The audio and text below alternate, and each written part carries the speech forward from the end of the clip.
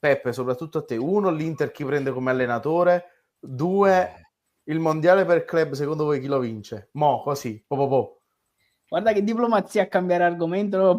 So forte, Guarda, ti dico la verità, secondo me c'è più possibilità che lo vinca una squadra araba, il mondiale per club, piuttosto che una squadra conosciuta.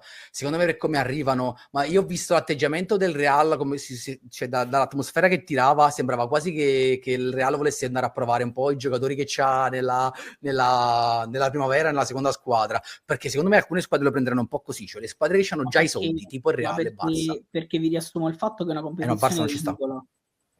Bravissimo, è quella la chiave.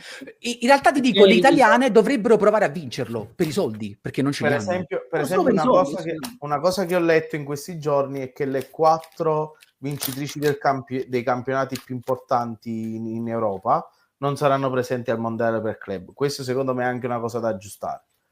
Sì, cioè, o se no torni a come era prima, ragazzi, fai le 4 che vincono la Champions League continentale e basta. Esatto, ma vi dico questa cosa e poi chiudiamo la live. Semplicemente questa competizione è stata creata per i soldi e per, diciamo, salvaguardare i brand, perché parliamo sempre di questa cosa, si salvaguardano i brand. Infatti chi c'è al mondiale per club? La Juventus, che ha bisogno di soldi. Ragazzi, anche per andare contro la Super